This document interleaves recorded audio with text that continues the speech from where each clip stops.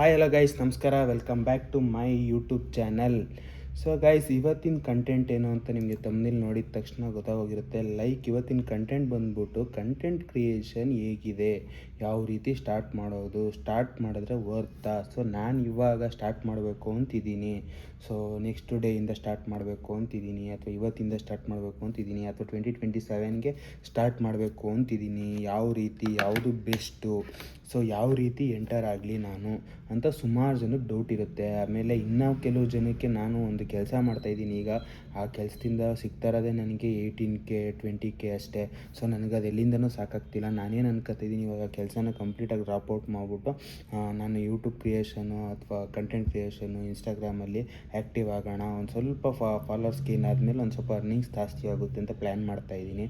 So best 1 ಮಂತಲ್ಲಿ ನಾನು ಒಂದು amount ದುಡಿಯೋ ಥರ ಅರ್ನ್ ದುಡಿಬೋದಾ, ಅಥವಾ ಕಂಟೆಂಟ್ ಕ್ರಿಯೇಷನಲ್ಲಿ ಬೆಳಿಬೋದಾ, ಈ ರೀತಿ ಡೌಟ್ಸು ಸುಮಾರು ಜನಕ್ಕೆ ಇರುತ್ತೆ ಗೈಸ್. ನಾನು ಒಂದೇ ಒಂದು ಕ್ಲಾರಿಟಿ ಕೊಟ್ಬಿಡ್ತೀನಿ. ನಿಮ್ಮ ಕೈಯಲ್ಲಿ ಕೆಲಸ ಇದ್ದು ನಿಮಗೆ ಕಂಟೆಂಟ್ ಕ್ರಿಯೇಷನಲ್ಲಿ ಒಂದು ಸ್ವಲ್ಪ ಬರಬೇಕು ಅಂತ ಇಂಟ್ರೆಸ್ಟ್ ಇದ್ದರೆ, ಸೊ ದಯವಿಟ್ಟು ಕೆಲಸನ ಬಿಟ್ಟು ಯಾವುದೇ ಕಾರಣಕ್ಕೂ ಕಂಟೆಂಟ್ ಕ್ರಿಯೇಷನ್ಗಾಗಲಿ ಯೂಟ್ಯೂಬ್ಗಾಗಲಿ ಬರಬೇಡಿ.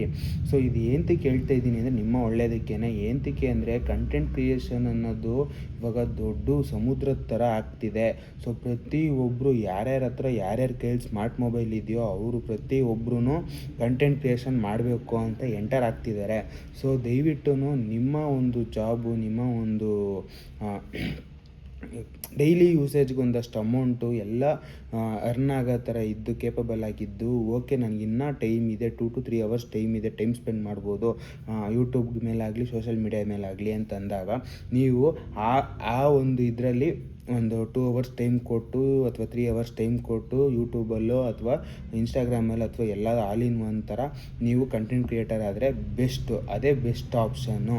ಸೊ ಇವಾಗ ಏನು ಕೆಲಸ ಇಲ್ಲ ನನಗೆ, ನಾನು ಕೆಲಸ ಹುಡುಕ್ತಾ ಇದ್ದೀನಿ, ಕೆಲಸ ಸಿಗ್ತಿಲ್ಲ, ಬಟ್ ಮನೇಲಿ ಫ್ರೀಯಾಗಿದ್ದೀನಿ ಅನ್ನೋರಿಗೆ ಓಕೆ ಫೈನ್, ನೀವು ಸ್ಟಾರ್ಟ್ ಮಾಡಿ. ಕೆಲಸ ಹುಡುಕಿ ಕೆಲಸ ಸಿಗುತ್ತೆ. ಕೆಲಸ ಸಿಕ್ಕಿದ್ಮೇಲೂ ಇದು ಕೈ ಹಿಡಿದ್ಬಿಟ್ರೆ ನೆಕ್ಸ್ಟ್ ಲೆವೆಲ್ಲು.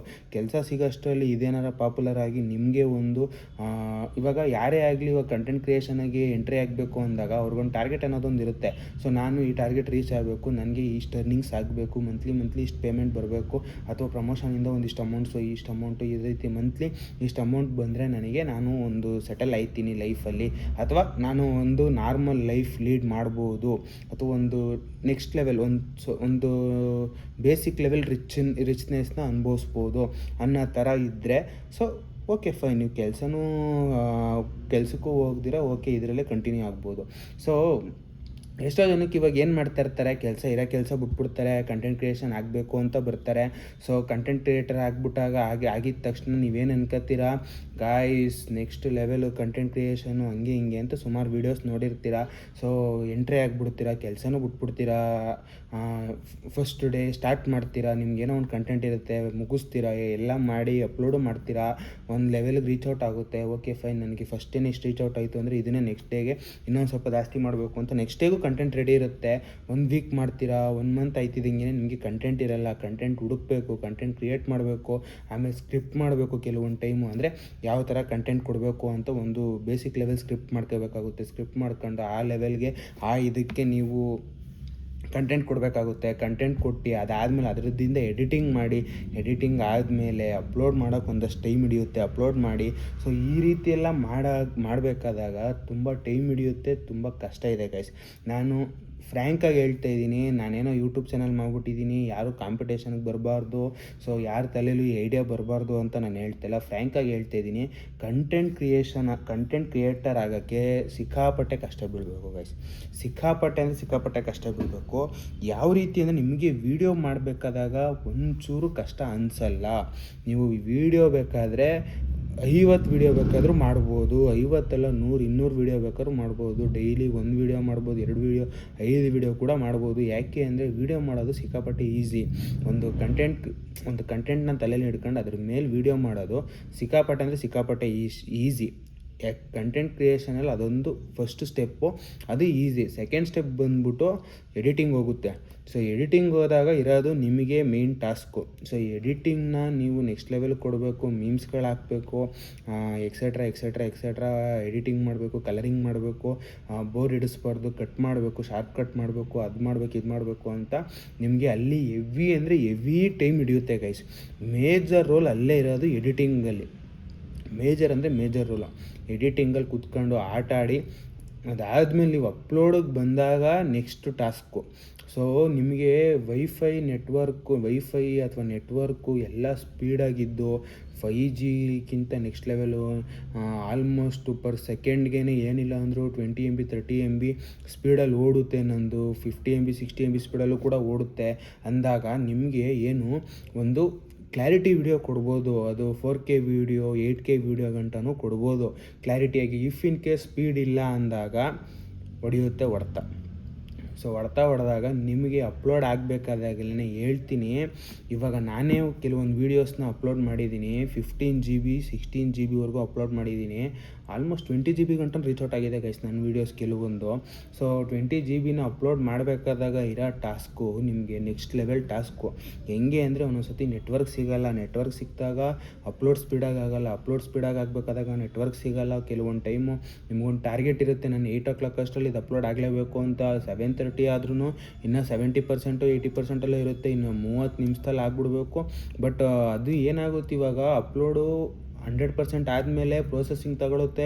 ಪ್ರೋಸೆಸಿಂಗ್ ತಗೊಂಡಾಗ ಆಮೇಲೆ ಅರ್ಧ ಗಂಟೆ 8K 4K ವಿಡಿಯೋ ಕ್ಲಾರಿಟಿಗೆ ಬೇಕು ಅಂದರೆ ಅರ್ಧ ಗಂಟೆ ತಗೊಳುತ್ತೆ. ಕೆಲವೊಂದು ಟೈಮು ವೀಡಿಯೋ ಲೆಂತ್ ಇದ್ದಷ್ಟು ಟೈಮ್ ಲೆಂತ್ ಪೀರಿಯಡ್ ಜಾಸ್ತಿ ಆಗುತ್ತೆ, ಅದಕ್ಕೂ ಎಕ್ಸ್ಟ್ರಾ ಟೈಮ್ ಹಿಡಿಯುತ್ತೆ. ಸೊ ಟೆನಿಕಾಸ್ಟ್ 8 ಗಂಟೆಗೆ ಅಪ್ಲೋಡ್ ಮಾಡೋಕ್ಕಾಗಲ್ಲ. ಆಮೇಲೆ ಹೆಂಗಾದ್ರೂ ಆಗಲಿ ಇವತ್ತಷ್ಟಲ್ಲಿ ಅಪ್ಲೋಡ್ ಮಾಡಬೇಕು ಅಂತ ಮಾಡಬೇಕಾಗುತ್ತೆ. ಸೊ ನೀವು ಆಲ್ಮೋಸ್ಟ್ ಇಡೀ ಕಾನ್ಸಂಟ್ರೇಟ್ನ ಅದ್ರ ಮೇಲೆ ಇಟ್ಟಿರ್ತೀರ. ಆಲ್ಮೋಸ್ಟ್ 1 hour 2 hour ಅಪ್ಲೋಡ್ ಬೇಕಾಗಲಿ, ಎಷ್ಟು 1% ಐತೆ 2% ಐತೆ ಅಂತ ಕಾನ್ಸಂಟ್ರೇಟ್ ಇಟ್ಟಿರ್ತೀರ. ಸೊ ಈ ರೀತಿ ಒಂದು ಬೇಸಿಕ್ ಲೆವೆಲ್ ಇವೆಲ್ಲ ಏನು ಅಂದರೆ ನೀವು ಇರೋ ಸ್ಪಾಟಲ್ಲೇ ಅನುಭವಿಸೋ ಅಂಥದ್ದು. ಸೊ ನಿಮಗೆ ಗೊತ್ತಿರುತ್ತೆ ಆಲ್ಮೋಸ್ಟ್. ಇವಾಗ ನೀವು ಯಾವ ಏರಿಯಾದಲ್ಲಿ ಯಾವ ಜಾಗದಲ್ಲಿ ಜಾಸ್ತಿ ಟೈಮ್ ಸ್ಪೆಂಡ್ ಮಾಡಿರ್ತೀರೋ ಅಲ್ಲಿ ಗೊತ್ತಿರುತ್ತೆ ನೆಟ್ವರ್ಕ್ ಸ್ಪೀಡ್ ಹೆಂಗಿದೆ, ಅಪ್ಲೋಡ್ ಮಾಡ್ಬೋದು, ಅಪ್ಲೋಡ್ ಆಗಲ್ವಾ, ಯಾವಾಗ ಅಪ್ಲೋಡ್ ಮಾಡಿದ್ರೆ ಎಷ್ಟೊತ್ತಿಗೆ ಆಗುತ್ತೆ ಅಂತ ಒಂದು ಐಡಿಯಾ ಇರುತ್ತೆ. ಅದ್ರ ಮೇಲೆ ನೀವು ಕುತ್ಕೊಂಡು ಆಟ ಆಡ್ಬೋದು ಅದರಲ್ಲಿ ಅಂತ ಇಟ್ಕೊಳ್ಳಿ. ಸೊ ಇವಾಗ ನೀವು ಕಂಟೆಂಟ್ ಕ್ರಿಯೇಷನ್ಗೆ ಬಂದ್ಬಿಟ್ಟು ಕಂಟೆಂಟ್ ಕ್ರಿಯೇಟರ್ ಆಗಿ ಡೈಲಿ ಒಂದೊಂದು ವೀಡಿಯೋ ಅಪ್ಲೋಡ್ ಮಾಡ್ತಾ ಇದ್ದೀರಾ.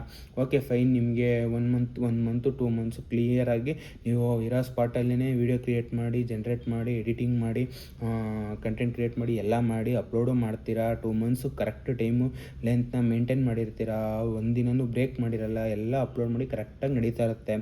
ಇನ್ನೂ ಒಂದಿನ ಬರುತ್ತೆ, ಯಾವ್ದಾರ ಒಂದು ಊರಿಗೆ ಹೋಗಬೇಕು, ವಿಲೇಜ್ಗೆ ಹೋಗಬೇಕು, ಏನೋ ಒಂದು ಫಂಕ್ಷನ್ ಇರುತ್ತೆ. ಸೊ ಅಲ್ಲಿಗೆ ಹೋದಾಗ ನಿಮಗೆ ಎಲ್ಲೂ ವೀಡಿಯೋ ಮಾಡಿಬಿಡ್ಬೇಕು, ವೀಡಿಯೋನೂ ಮಾಡ್ತೀರಾ, ಎಡಿಟಿಂಗು ಮಾಡ್ತೀರಾ, ಹೆಂಗೋ ಇದು ಮಾಡ್ಕೊಂಡು ಓಕೆ ಫೈನ್ ಎಡಿಟಿಂಗು ಆಗಿ ಮುಗಿಯುತ್ತೆ. ಇವಾಗ ಅಪ್ಲೋಡ್ ಮಾಡ್ಬೇಕಂದ್ರೆ ನೆಟ್ವರ್ಕ್ ಇಲ್ಲ. ನಿಮ್ಮ ಒಂದು ಅಪ್ಲೋಡ್ ಆಗಬೇಕಾಗಿರೋ ಫೈಲು ಏನಿಲ್ಲ ಅಂದ್ರೂ 10 GB ಐತೆ ಅಂತ ಇಟ್ಕೊಳ್ಳಿ, 8 to 10 GB. ಸೊ ಇವಾಗ ಏನು ಮಾಡ್ತೀರಾ, ಮನೇಲಾದರೆ ವೈಫೈ ಇತ್ತು, ಅಲ್ಲಿ ವೈಫೈ ಇರಲ್ಲ. ಆಮೇಲೆ ನಿಮ್ಮ ಒಂದು ಪ್ಲ್ಯಾನ್ ಇರೋದು 2 GB ಅಷ್ಟೇ. 2 GB ಖಾಲಿ ಆಗೋದ್ರೆ ಇನ್ನೂ ಎಷ್ಟು GB ಬೇಕಾಗುತ್ತೆ. ಸೊ ಅದನ್ನ ಹೆಂಗೆ ಅಪ್ಲೋಡ್ ಮಾಡೋದು, ಸಿಕ್ಕಾಪಟ್ಟೆ ತಾನೆ ನೋವು. ಓಕೆ ಫೈನ್, ನೀವು ಏನೋ ಒಂದು ಕಷ್ಟನೋ ಸುಖನೋ ಒಂದು ಪೋಸ್ಟ್ಪೇಯ್ಡ್ ಸಿಮ್ಮು ತಗೋತೀರಾ.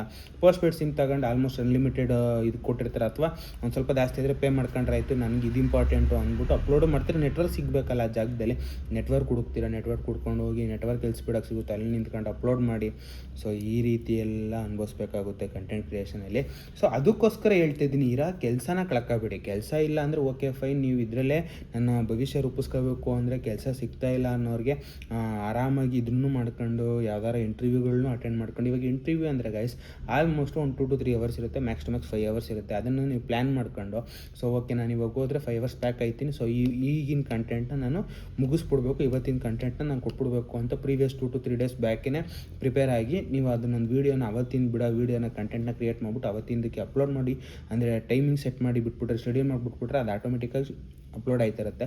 ಸೊ ಅವತ್ತಿನ ದಿನ ನೀವು ಬ್ರೇಕ್ ತಗೋಬೋದು, ಕಂಟೆಂಟ್ ಕ್ರಿಯೇಷನ್ ಆಗಲಿ ಇದಾಗಲಿ, ಹೋಗಿ ಇಂಟರ್ವ್ಯೂ ಅಟೆಂಡ್ ಮಾಡ್ಕೊಂಡು ಬರ್ಬೋದು. ಅದಾದಮೇಲೆ ನಿಮ್ಮದು ರೆಗ್ಯುಲರಾಗಿ ಇದನ್ನು ರನ್ ಮಾಡ್ತಾ ಇರ್ಬೋದು. ಅದಾದಮೇಲೆ ಕೆಲಸ ಸಿಕ್ಕಿದ್ಮೇಲೆ ಏನು ಮಾಡಬೇಕಾಗುತ್ತೆ ಅಂದರೆ, ಕೆಲಸ ಎಷ್ಟೊತ್ತಿಂದ ಇರುತ್ತೆ, ನನಗೆ ಎಷ್ಟೊತ್ತಿಂದ ಎಷ್ಟೊತ್ತವರೆಗೂ ಫ್ರೀ ಸಿಗುತ್ತೆ ಅನ್ನೋದ್ರ ಮೇಲೆ ಪ್ಲ್ಯಾನ್ ಮಾಡ್ಕೊಂಡು ಕಂಟೆಂಟ್ನ ಒಂದು ಸ್ವಲ್ಪ ಚೇಂಜಸ್ ಮಾಡ್ಕೊಂಡು ಹೋಗ್ತಿದ್ರೆ ನಿಮ್ಮ ಒಂದು ಚಾನಲ್ಲು ನೆಕ್ಸ್ಟ್ ಲೆವೆಲ್ ಗ್ರೋ ಆಯಿತು. ನಿಮ್ಮ ಒಂದು ಅರ್ನಿಂಗ್ಸು ಸಿಕ್ಕಾಪಟ್ಟೆ ಚೆನ್ನಾಗಿ ಆಗ್ತಿದೆ, ನನಗೆ ಸ್ಯಾಟಿಸ್ಫೈ, ಇದನ್ನು ನೆಕ್ಸ್ಟ್ ಲೆವೆಲ್ ಗ್ರೋ ಮಾಡಿದ್ರೆ ಇನ್ನೂ ಚೆನ್ನಾಗಿ ಅರ್ನಿಂಗ್ಸ್ ಮಾಡ್ಬೋದು ಅಂತ ನಿಮಗೆ ಕಾನ್ಫಿಡೆನ್ಸ್ ಬಂದ ಮೇಲೆ ನನಗೆ ಓಕೆ, ನಾನು ಯೂಟ್ಯೂಬಲ್ಲೇ ಆರಾಮಾಗಿ ಲೈಫ್ ಲೀಡ್ ಮಾಡ್ಬೋದು ಅಂತ ನೀವು, ಅಂದರೆ ಯೂಟ್ಯೂಬ್ ಅಂತಲ್ಲ, ಕಂಟೆಂಟ್ ಕ್ರಿಯೇಷನ್ ಆಗಿ ಈ ಸೋಷಿಯಲ್ ಮೀಡ್ಯಾದಲ್ಲೇ ನಾನು ಆರಾಮಾಗಿ ಲೈಫ್ ಲೀಡ್ ಮಾಡ್ಬೋದು ಅಂದ್ಬಿಟ್ಟು ನೀವು ಹೋಗಿ ಆರಾಮಾಗಿ ಲೈಫ್ ಲೀಡ್ ಮಾಡ್ಬೋದು ಗೈಸ್.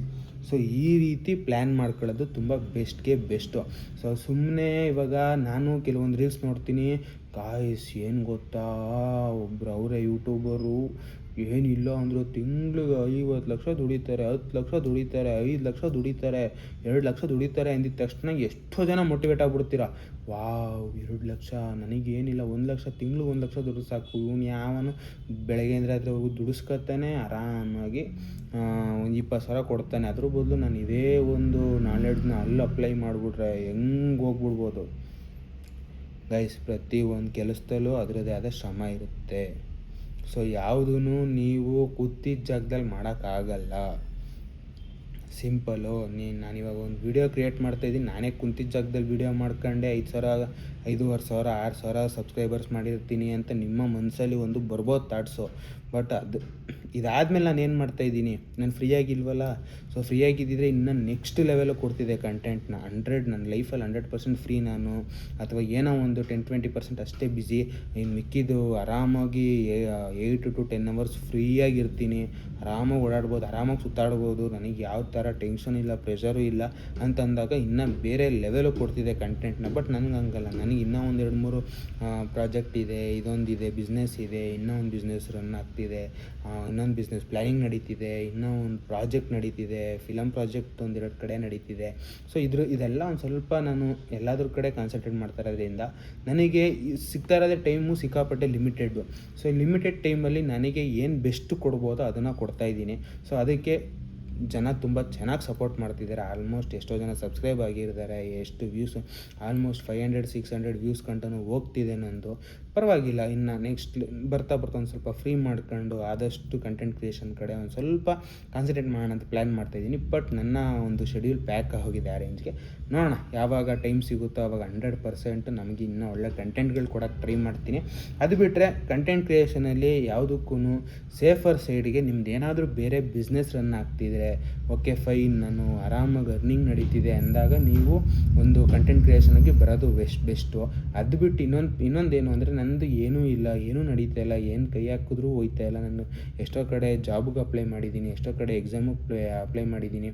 ಸೊ ಏನೂ ನನಗೆ ಯಾವುದೂ ಸಿಗ್ತಾಯಿಲ್ಲ. ನನಗಿವಾಗ ಸದ್ಯಕ್ಕೆ ಏನೋ ಒಂದು ಸ್ವಲ್ಪ ಟೈಮ್ ಇದೆ, ಈ ಟೈಮ್ನ ಯುಟಿಲೈಸ್ ಮಾಡ್ಕೊಂಡು ಯೂಟ್ಯೂಬ್ಗೆ ಹಾಕಿದ್ರೆ ಅಟ್ಲೀಸ್ಟ್ ಏನೋ ಒಂದು ಗ್ರೋತ್ ಆಗುತ್ತೆ, ಸಬ್ಸ್ಕ್ರೈಬರ್ಸು ಫಾಲೋವರ್ಸ್ ಎಲ್ಲ ಗ್ರೋತ್ ಆಗುತ್ತೆ.